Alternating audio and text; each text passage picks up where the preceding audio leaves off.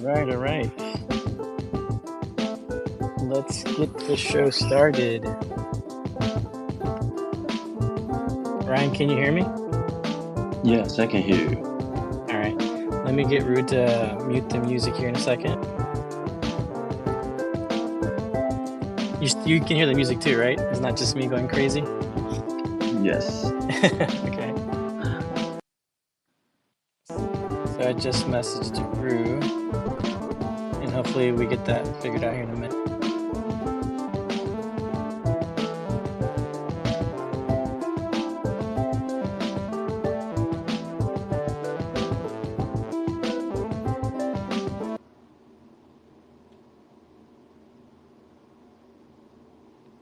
All right, we did it.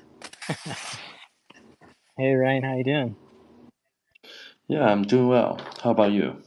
Doing good. I want to thank you first because I know it's early where you're at right now. So you maybe haven't had your coffee yet. You're just getting up. So really appreciate you joining us. Yes, I just got an Americano and it's 7 a.m. I am in Singapore. So yeah, but I think I feel good if I can get up early.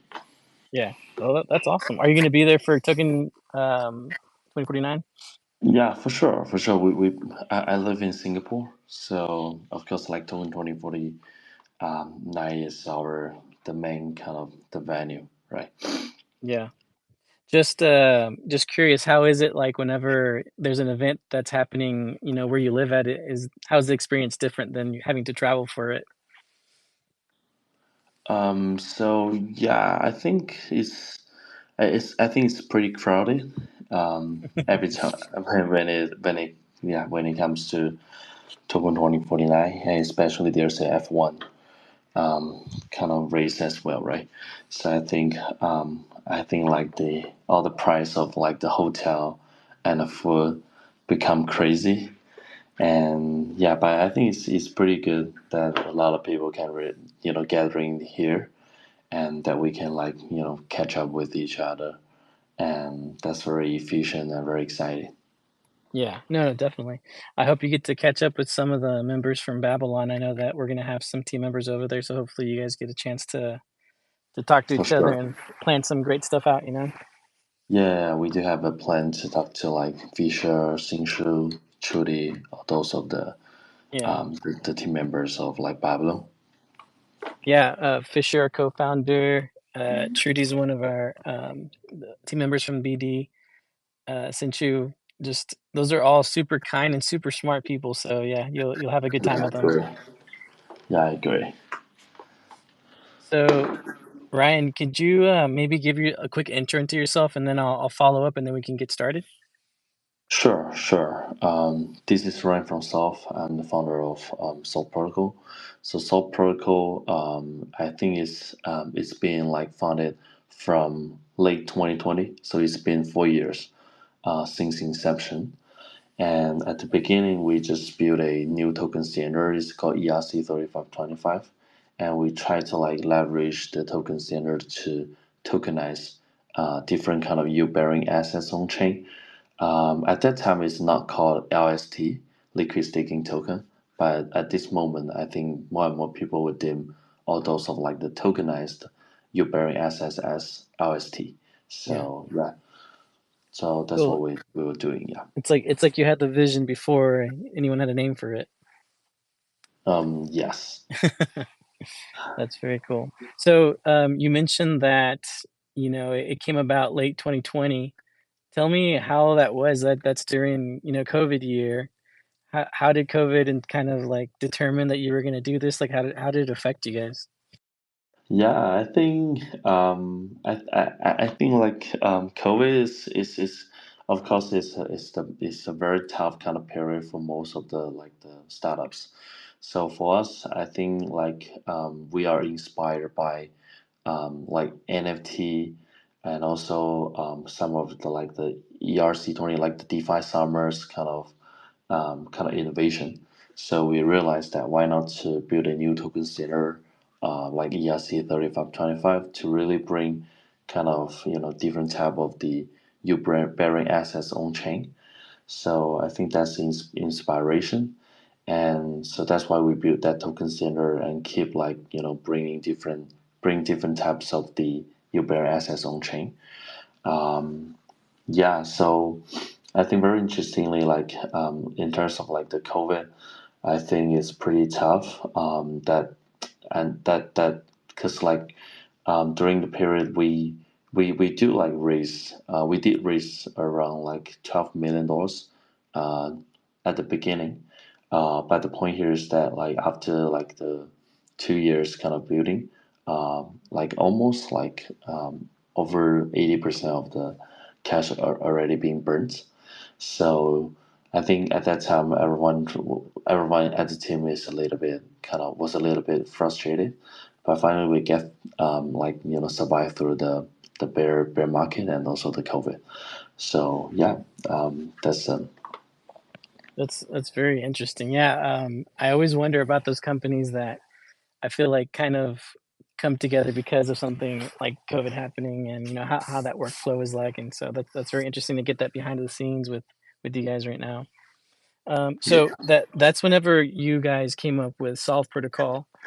Were you guys already thinking about Solve BTC, or when did that come about? Yeah, I think that's also a very good question. So we were considering about like the BDC yield bearing stubs from late 2023. So actually, it's just like around 1 year ago. So at that time, we realized that like the BDC kind of yield bearing stuffs would be the future, especially we are seeing we can see we foresee like the Bitcoin halving could really make a lot of parties want to like promote the BDC the growth of BDC5 ecosystem, and also we can see like some of the chance that more and more BDC holders they just want to participate into the BDC ecosystem. Firstly, because of like the I think like the craziness of like the hype on the the ruins ordinals or those of the BDC related assets, and also we can see like the Babylon as a very kind of promising kind of the projects are also gonna come out in 2024. So yeah, I think that's all the things that we can see. So that's why we decided to really dive into like the BDC related kind of yield bearing assets. Because before we dive into like the BDC ecosystem, Yeah. we also like provided like stable coins yield bearing assets and also Ethereum kind of yield bearing assets. But at that time, we also tap into like the BDC related assets through working with GMX. So GMX is one of the largest perp DEX in the space. So we allow the users to really be able to generate yield through trading strategies on GMX. But the point here is that like most of the trading strategies capacity is quite limited, right? So we don't think like the trading strategies could really allow us to to build a very kind of have a very high ceiling to serve even the large amounts of like the BDCs. But we realized but we found out that like Babylon is the one that we are really kind of fascinated with that could really provide a sustainable yield to the BDC assets. Yeah, well, we're really glad that you feel that way. We like obviously, we're a little biased. We we really like what Babylon's doing and going to be able to provide to different protocols like yourselves. Yes. Just me being curious. You talked about working in a lot of different ecosystems, providing yield. How um, how difficult was it? Which one would you say was the most challenging when it came to working those different ecosystems? Yeah, so I think like I think like it depends on like different type of the assets. So when it comes to like the stable coins, I think we can find out that there are varieties of yield source, right? Including like RWAs, so like T-bills, and also a lot of kind of trading strategies, including like funding rate arbitrage, like at what Athena did, right? So there are a lot of different types of the stable coins really to kind of use. And also when it comes to like Bitcoin, so it's really difficult to find out that many kind of BTC yield source. So because like 2 years ago, before 2 years ago, there's no trading strategies around BTC because like at that time all those of the centralized exchange and also all those of the DeFi are still not allowed BTC could be using as a collateral for margin trading.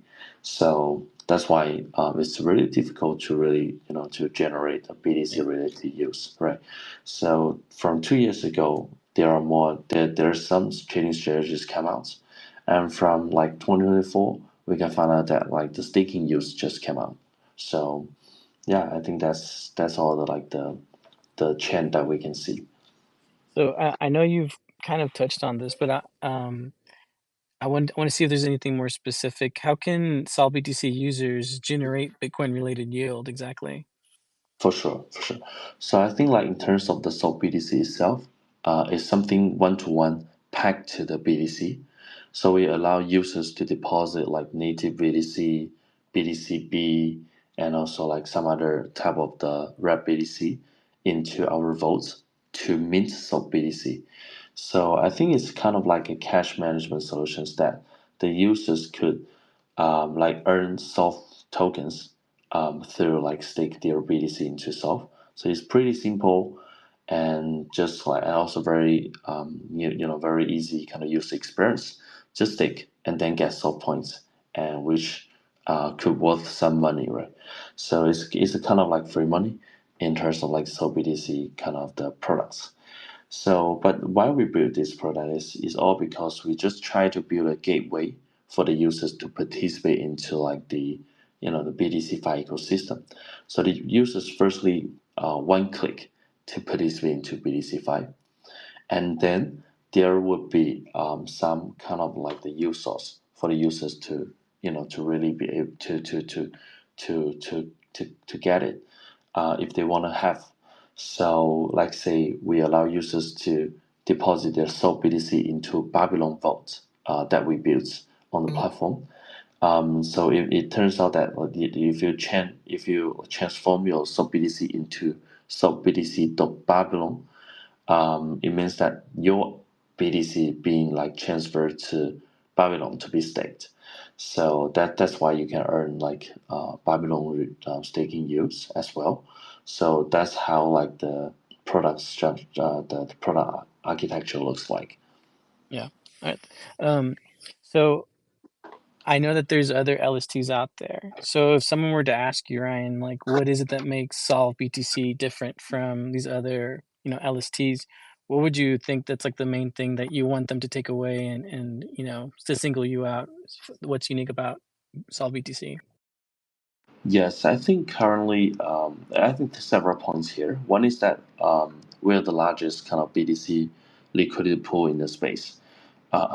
So we got like 20,000 Bitcoin being staked into our protocol already. So I think this is the largest kind of liquidity pool that we are able to really kind of support Babylon for over 10,000 BTC very easily, because there are so many users from South that are already like quite interested in like Babylon. There are around like 370,000 users on Wow. South at the moment. Yeah, there are a lot. I can share some like the dashboard later.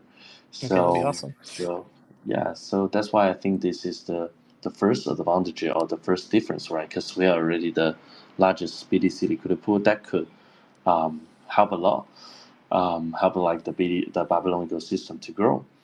And the second one is that I think we got like we have also the reason behind this is that we do have the best kind of user experience.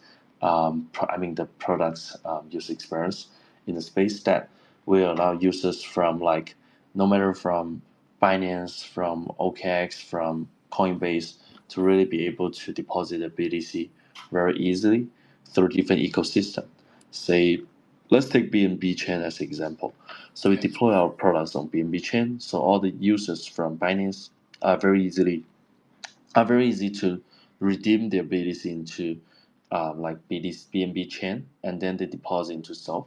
Done. So that they can earn the use like the Babylon use through Solve on BNB chain, right? You don't Gotcha. have to really like interact with Bitcoin A lot of mainnets. different things. Yeah. Yeah, Yes, it exactly. sounds like there's a lot of ease of use then going through SolvBTC. Yeah, that's nice because Yes. you don't wanna make it complicated. Yes, exactly. I think like the BTC ecosystem is quite different from Ethereum ecosystem, which like user experience and also like the very I think the like the simpler the user experience the more users could come, right? But in terms of the Ethereum, it's quite there's legitimacy around Ethereum mainnets, so everyone gonna like take Ethereum mainnets. But in terms Yeah, of the BTC, it's not. So some of the BTC being stored into Ledger, some of them being stored in like Binance or like Coinbase. So the users really don't want to like put their BTC into like somewhere else, very kind of complicated. Like so, yeah. So that's how we see. That's the second point.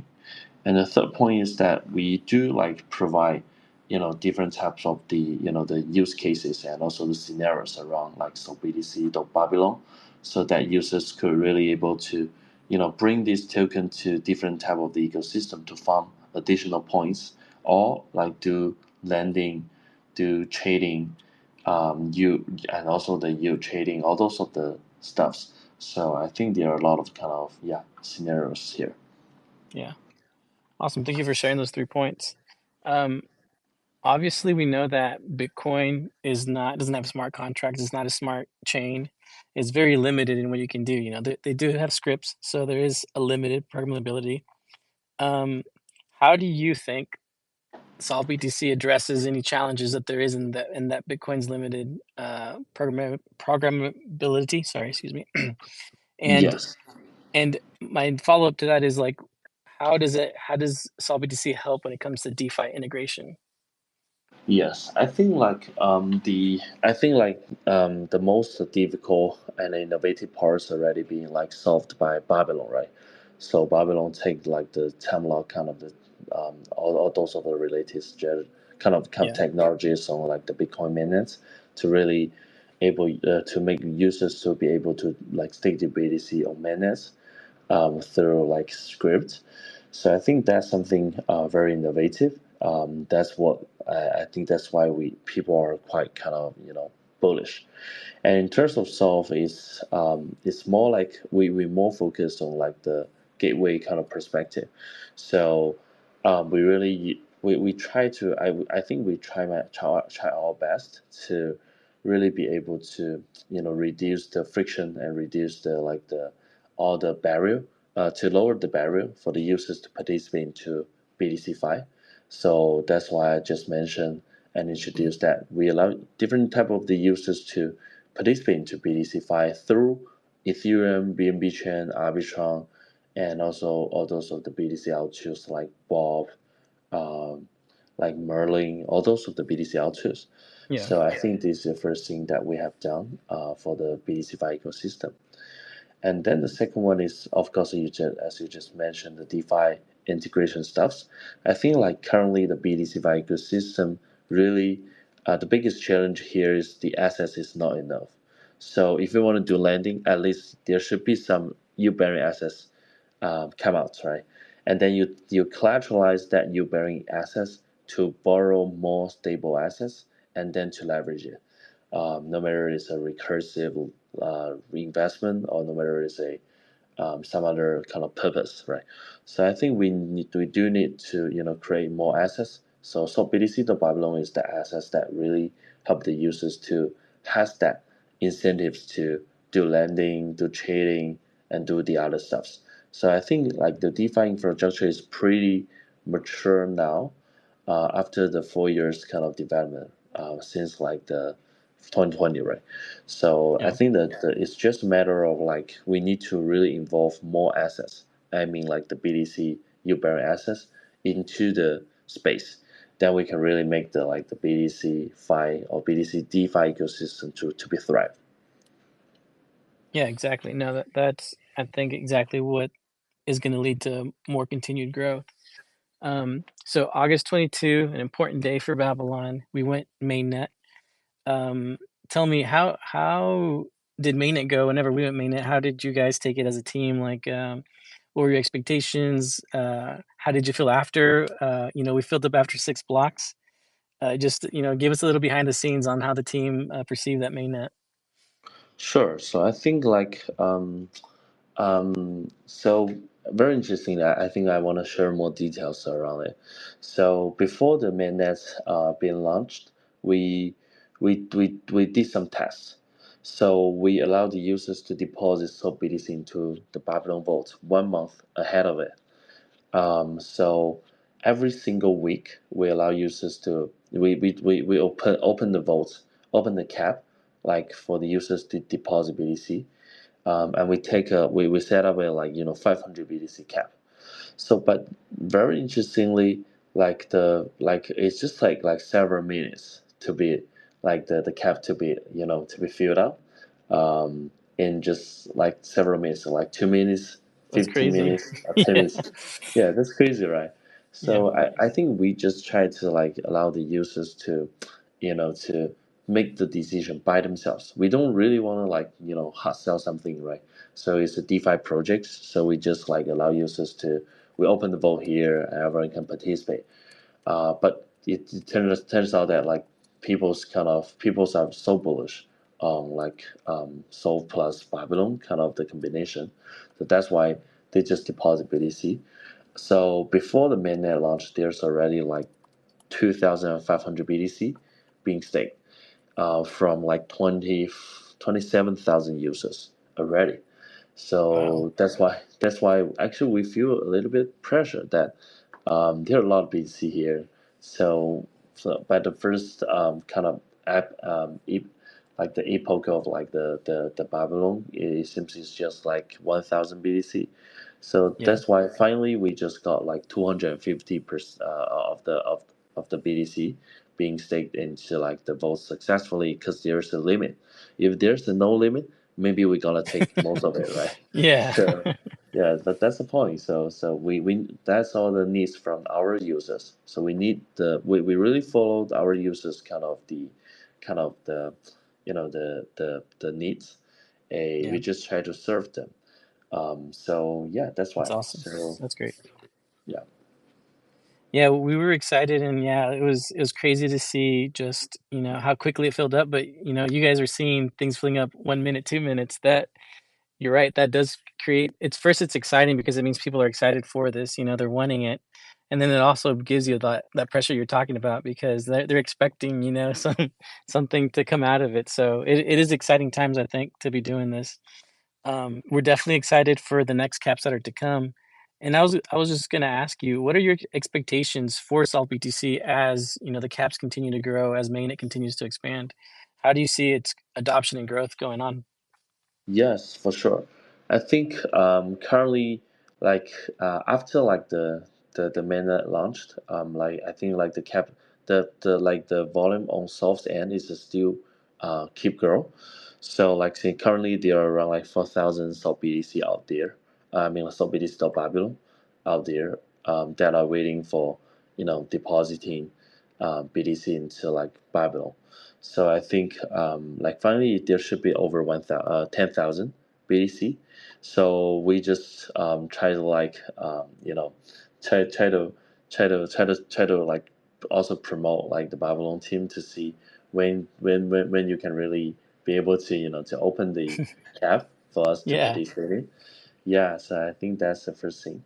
The second thing is that like currently there are 4,000 of BTC to Babylon, and that's it's something that there's only 250 BTC, kind of like the yeah, kind of the capital or like the corresponding kind of the quota being like getting the is accumulating the points, right?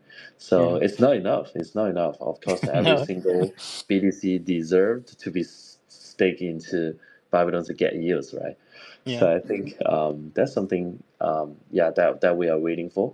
But I think simultaneously we try to like bring some BTC to Babylon to different type of the chains, different type of the DeFi ecosystem to to enhance the the utility of the Solidity of Babylon.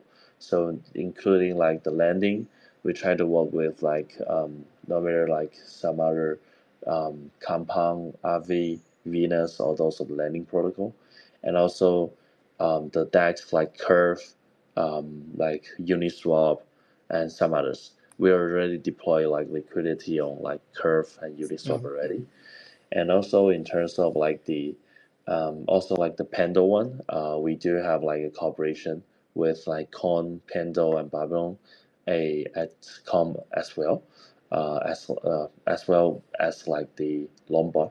So I think that's something quite kind of promising and also exciting for us to, to really promote all those of the use cases to be, you know, to push out. So that's it. Yeah. Yeah. No, that's really exciting. And you pretty much answered the my next question, which was if you could speak a little bit about SolvBTC Babylon. Maybe I'll ask you to expand a little bit and what you see its role in Bitcoin staking and then DeFi as a whole. If you can just speak a little bit into that, but you pretty much answered what I was going to ask you about that. So reading my Yeah, mind. for sure.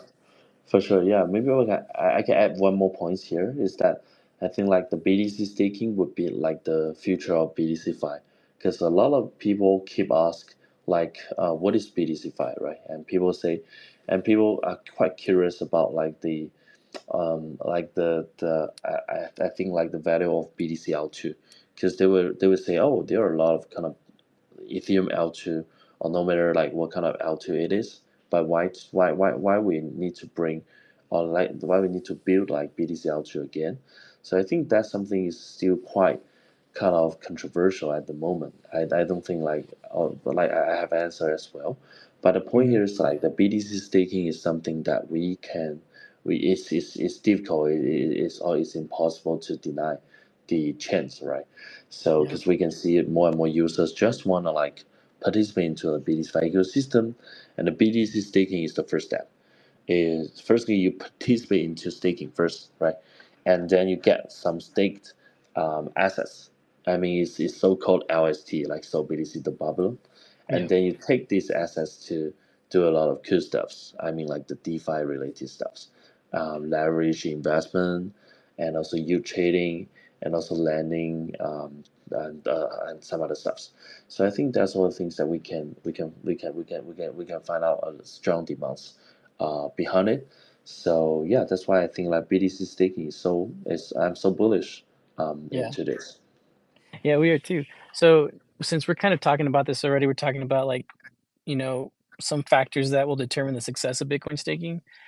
What would you consider to be like the key things that need to happen? In your opinion, this doesn't have to be, um, you don't have to be worried about being right or wrong. But in your opinion, what are the key factors that you think will drive that success of Bitcoin staking?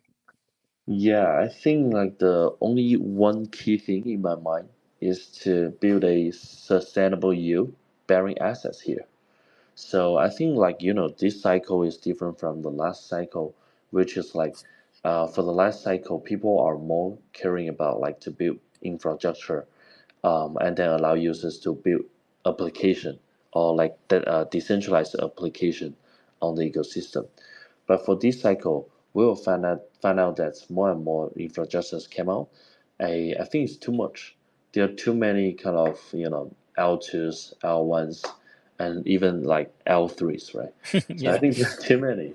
So the point here is that um, like most of the users really don't want to like doing landing on like 10 chance, right? Yeah. It's unnecessary. So people more care about I got BTC. So where can I get my BTC yields? And also like where can I like really be able to make that use sustainable. So I think that's the key thing. So like Babel really, I think is the first kind of the Bitcoin miners kind of the innovation that allow users to stake their BTC and then leverage this BTC to enhance the security for like all those of the other chains or AVS. So I think that's the point. So that's the point that users can really be able to to enjoy a yield-bearing assets. So because we consider all things from yield-bearing assets perspective, right? So Yeah. that's why I can tell like most of the users really care about this part. So yeah, so I think the key thing is like so BTC the Babylon. I mean like the Babylon LST should be huge or could be huge. I think it could be like at least $10 billion, right? Maybe like $100 billion. So it's something that quite crucial for the whole BTC-Fi ecosystem. Yeah.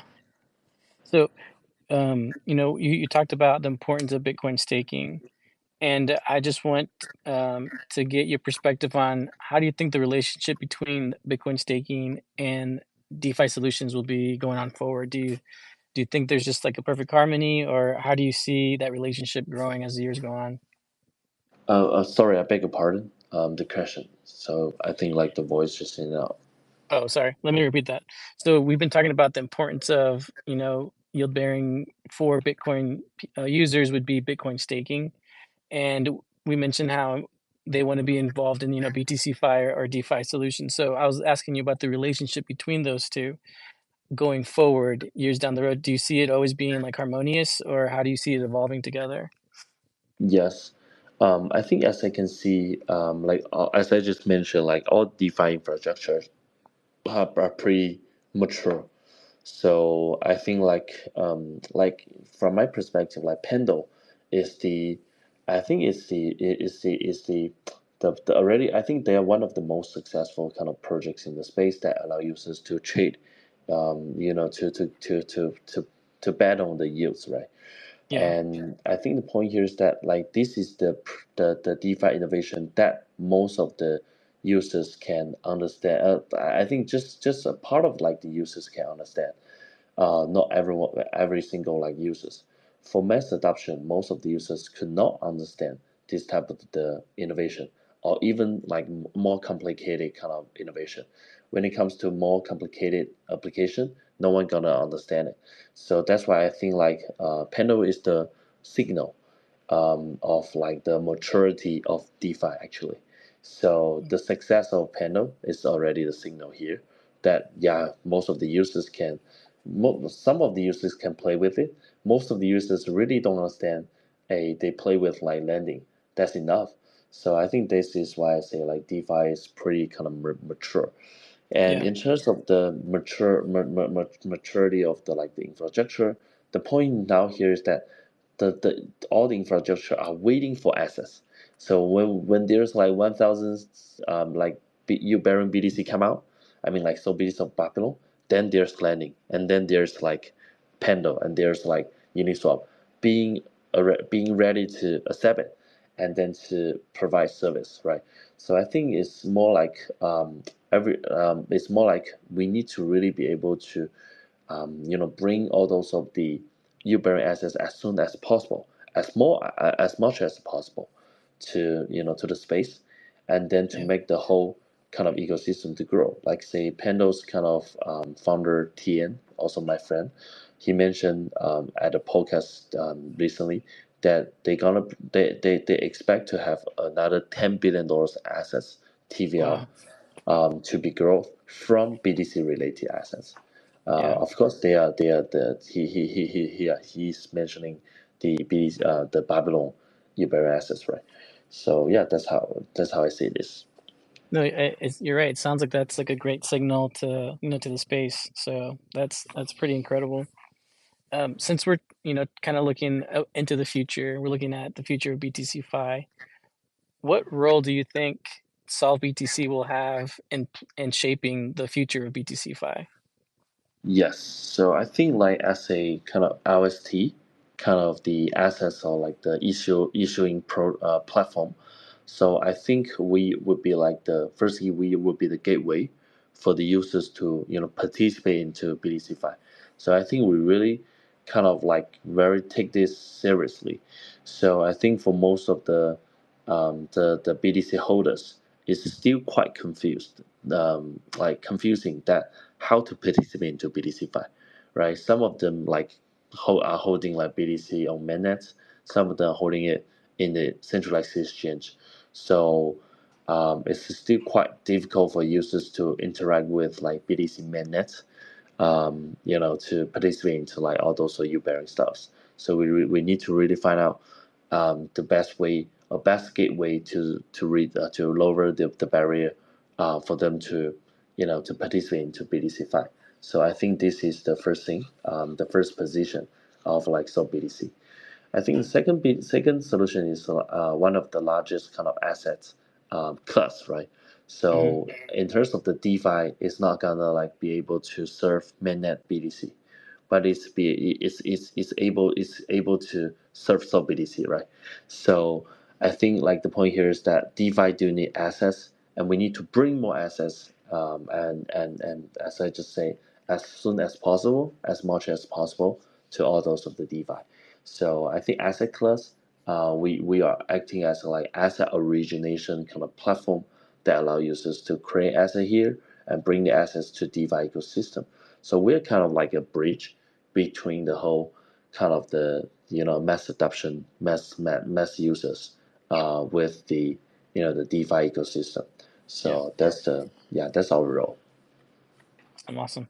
Yeah, that sounds like it's gonna be like the perfect marriage, I think. So I definitely see a nice little spot there for Salt BTC in doing that. I wanted to ask you some kind of like more about your community and just kind of like how you feel the sentiment is. So, what are some of the most common questions or concerns that you've heard from your community when it comes to Bitcoin staking or Salt BTC? Yes, I think it's still related to the assets end, right? So some of the users were concerned about like the transparency, that if we can really make sure that to prove the transparency, the BTC is one to one, right? But I think like it's not difficult to. Oh, I think there's a little bit. There's some small challenges, like say Hmm. because when like BTC being staked into Babylon, like because it's been split into like UTXO, right? Into it. So there's a little bit kind of uncertainty or like the Yeah, yeah unclarity to to find out if it's one to one, right? So I think yeah. this is one very small challenge, but it's quite small because finally we can find out the way to prove it. Hmm. So yes, I think that's the first thing, and the second thing is about the yields, right? Because like most of the time, yields really matter for the users, or like I think for most of the users, they really care about like what the yields it is.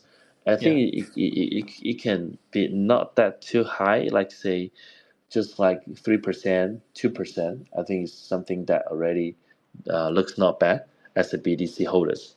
But the point here is that how to make it happen, right? 2, 3%, how to make it sustainable. Yeah, I think at the moment there's some alpha that Solve and Babylon haven't like launched the token, so there's some like token alpha, right? So, but the point here is that what's next? So, Yeah. yeah, after the TG, so how to make this use to really be able to be sustainable. I think two main things here. All right, I think you're right. So if for people listening, we have a nice big audience today. How can users get involved and start using Solve BTC? Is there any specific resources you guys have or any guides you recommend? You mean like how to participate into stock BTC, right? Yeah. Yeah, I think currently, yeah, it's quite depends on like where the users sitting at, right? So if the users are really like the Binance users, I think that's perfect. So if there are some BTC sitting in the accounts, that's perfect. So the users just need to like withdraw the BTC to the BNB chain, and then deposit one click, and they can participate into stock BTC. So that's the like the Binance users. And I would take like the Ethereum and Arbitrum, all those of the Ethereum ecosystem, kind of the users as an example as well. So if you are already users on those of ecosystem, I think you should be like the WBTC holder, right? Maybe a small part of them or a portion of them are holding like TBTC. So that's why you can just take like WBTC to deposit into Solve, and then we can redeem like the native BTC from WBTC to participate into Babylon as well.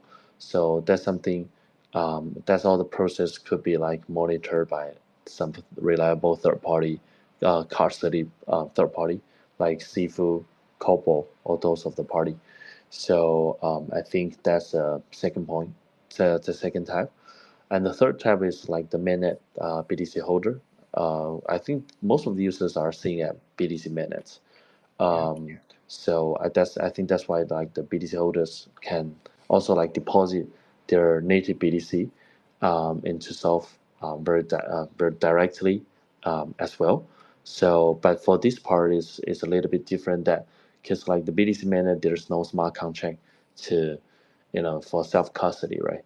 So we take the third party, reliable third party, mainly Sifu. Sifu is a third party kind of regulated kind of custody service providers to custody the BTC, and then to interact with Babylon. Yeah. So, Ryan, we love that you're collaborating with Babylon. And as greedy as we are, we wish we could keep you out to ourselves, but we know that you have to collaborate with other protocols and projects. So, do you have any plans of future collaborations or integrations with other projects in Bitcoin or DeFi space? Yeah, for sure. I think the most exciting one is the one that we're gonna work with like Pendle, because I think like the Pendle kind of the kind of the scenario is pretty kind of could really have some hype, create some hype in the Yeah. space, so people can bet on the yields as well. So I think that's something I'm really kind of bullish on.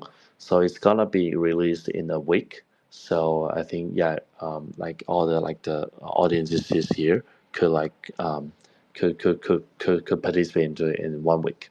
So and also like lending protocol is also very important, right? So once we like make this happen, users could collateralize BTC, like I mean like so BTC, and then they can like borrow more BTC, and then they can participate into like Babylon for more exposure. So you can take one BTC to leverage into two BTC, to participate into Babylon. So and then in terms of the lender, they can earn some fixed yield, fixed rate, kind of the yields. I mean like the lending rate. So the lending use is something also very kind of you know quite promising for most of the users. So I think it turns out that all those of the lenders, I mean like the BTC lenders at DeFi lending protocol, is kind of like they also participate into Babylon indirectly, right? Because the use still comes from like the Babylon, Hmm. although they are not depositing their BTC into like Babylon. So, but I think very interesting. That's DeFi, right? That's all the like Yeah. the function here. So very interesting. Yeah, I think two main things. In terms of the new decks, I think it's pretty simple, right? But of course, also we're gonna like bring SolvBTC, the Babylon to different ecosystem as well. No matter like Bob, like Botanics, like a lot of I think Avalanche, and also Oh, some yeah. other kind of ecosystem. That's exciting. Yeah, like, a lot of those we talked to as well, like Bob and Avalanche, and so those are just good projects and, good people there, a lot smart people, so I'm really excited about what, all these smart people are creating. Um, is there anything, Ryan, that maybe I haven't touched on that you wanted to talk about? I don't wanna, not give you an opportunity to mention something. Yeah, I really appreciate that, Eric. So I think you covered most of the questions that I want to like talk already. Yeah, appreciate that. Yeah, no problem. Awesome. Then I think that's a wrap for the show. Then thank you so much for making this happen. I know it was a little last second, but we're really excited that we were able to get you on and be able to talk to you today. Again, thank you for doing this so early. I know it's not easy to get up that early just to, start having to Ah, think no of these worries, things. no worries. Yeah, it's so excited for me. Yeah, to to join this show. Awesome. Well, Yeah, thank you. thanks for hosting. And we're looking forward to Cap 2 with you guys and, so many more collaborations going forward. Good luck to everything you guys are doing. Awesome, awesome. All right. You have a good rest of the day, Ryan. Okay, thank you.